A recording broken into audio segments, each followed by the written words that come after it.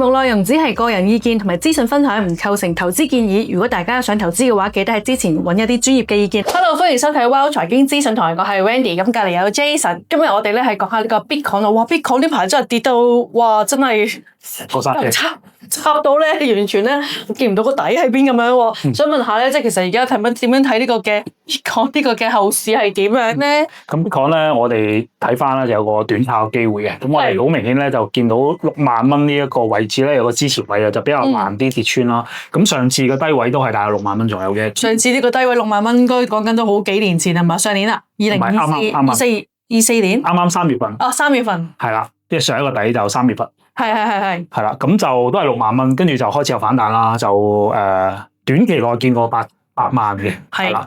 咁其實個升幅嚟講都叫 OK 啦，即係相對於高位嚟講，梗係唔 OK 啦。高位係12萬啦，幾萬係咯，係啊，12萬啊嘛。係咁如果我話，依家如果我話想部署 Bitcoin 咁，究竟可以點樣做咧？咁當然你可以直接買 Bitcoin 啦，一粒咁樣買。但係一粒6萬幾蚊，講真對翻港紙都唔平喎，大佬。係啦，所以我就有啲折衷啲嘅方法，可以更加勁啲。買 MSTR。係啊，買 MSTR 啦。其實都係咪可以買 Coinbase 咧？Coinbase 同即係 MSTR 咧有兩個唔同嘅，因為 Coinbase 只係交易所，咁交易所佢未必會持有大量嘅 Bitcoin 係啦，咁可能Bitcoin 升佢都會升 ，OK，咁但係如果相關性再高啲，咁當然係 MSTR 啦。MSTR 其實佢自己就大量發債去買 Bitcoin 嘅，依家佢本身公司持有845256粒嘅 Bitcoin， 係基本上就係成間公司都係 Bitcoin 嚟啦，係啊 Bitcoin 公司嚟嘅。咁啊佢個總量啊，即係佢自己佔啊 BTC。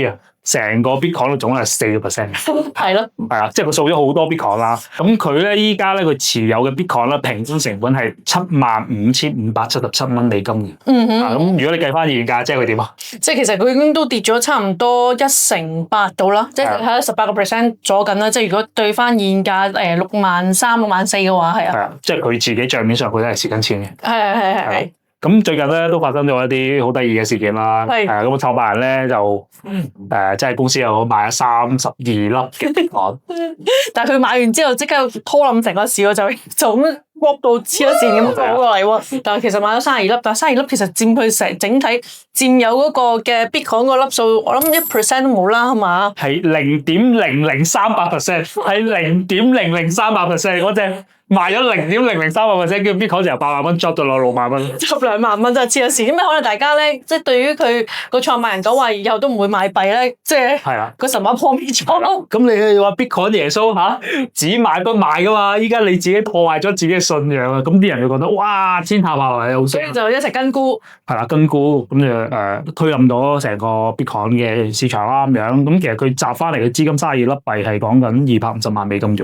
咁佢目的係為咗咩啊？其實為咗搞利息，用冇現金攬利息。OK，咁佢自己最近一個訪問啦，都有快金付氣咁啦。佢話我係你睇翻我 Twitter， 我係講你唔應該買 Bitcoin， 係一世唔應該買。我冇啊，我冇講過我唔應該買，即係佢有少少叫樣發爛渣嘅情況啦。咁其實大家可以忽略呢啲咁嘅可能好 juicy 嗰啲新聞啦。咁其實你睇翻即係睇數據得㗎啦。咁佢佔嗰個比例好少，32粒啫嘛。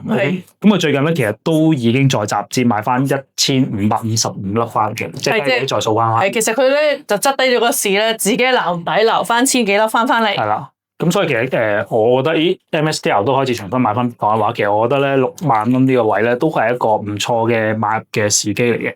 咁我哋自己買 MSTR 咧最近都買咗㗎啦，係啦。咁我哋都係博翻，可能可以出翻。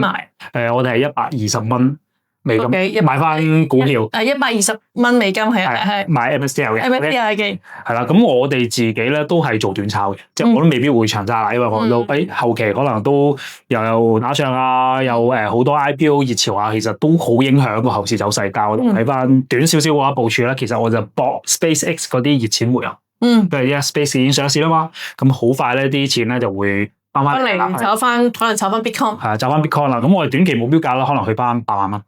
OK， 咁如果8萬蚊嘅話，咁 MSTR 絕對就去翻200蚊。200蚊到係。咁大有30幾40% 嘅短期獲利啦，潛在空間啦。咁我哋都會主力去做呢個部署嘅。咁另外啱講咗黃金，其實都係有相同嘅情況可能出現喎。因為最近都有個比較大嘅回調啦，去到可能4000蚊美金一盎司，咁其實都係一個唔錯買入時機。咁我哋短期內可能睇翻到4600左右，咁都有10零個%潛在嘅升幅係喺度嘅。咁另外就有啲科技龍頭股啦，咁啱講，可能 Google 佢由高位都跌咗10%，做咗15係10%。咁當 SpaceX 呢啲錢翻嚟嘅時候，咁我覺得佢補翻嗰個缺口先啦，即係去翻之前個頂都有15%賺咯。咁其實我哋就係部署呢3個板塊咯。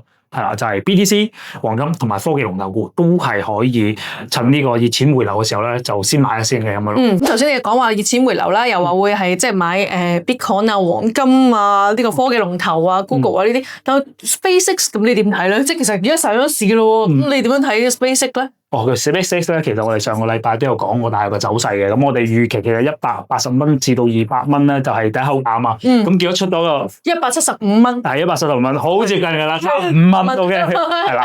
咁亦都即係同我哋預期一樣啦，大部分人都會即刻獲利啊。即係你 IPO 抽嘅時候咧，其實就135係135啦。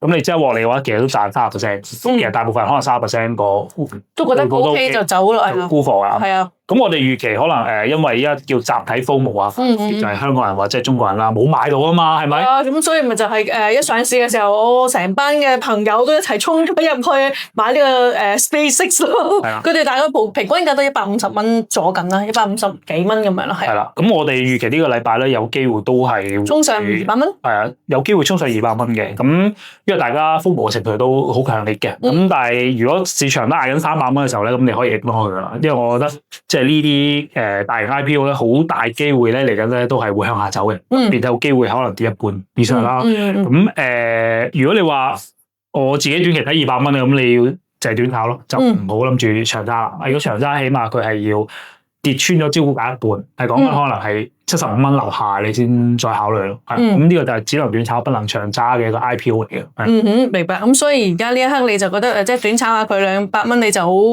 獲利啦，好挨近200，可能190幾蚊你都好走啦。冇錯。但係其實唔知會唔會真係上到個高位嘅真嘅。因為你要預期翻啦，我哋講緊之前講緊富達咧係有一個叫禁售期噶嘛，15日噶嘛啲散戶。咁如果你計翻15日之後，其實大量嘅散戶，如果富達抽嘅可能就係咁推貨咯。咁嗰度推可能個比例唔少喎。係啊，即係其實有2個星期後嘅話，就應該係已經有一個見頂回落嘅一個跡象，因為已經個禁售期解封咗啦，冇錯。所以大家要小心。OK， 咁所以如果咧，即係真正去到做長揸 SpaceX 咧，就要睇下佢回到可能回一半喎。冇錯。回佢嘅招股價一半。冇錯。即係60蚊，60蚊喎，係啦。60蚊。OK， 好明白。咁今日咧就多謝 Jason 啦，同我哋講咗呢個嘅 Bitcoin 啦嘅後市睇法，同埋呢個嘅 SpaceX 啊。咁如果大家想知道更加多嘅資訊咧，記得都上面嘅 QR code 咧去 join 我哋嘅 WhatsApp group。如果中意呢條片咧，記得 share 出去啦，可以喺下底留言嘅，我哋都可以喺個 comment 翻俾大家。咁我哋下集再見啦，拜拜。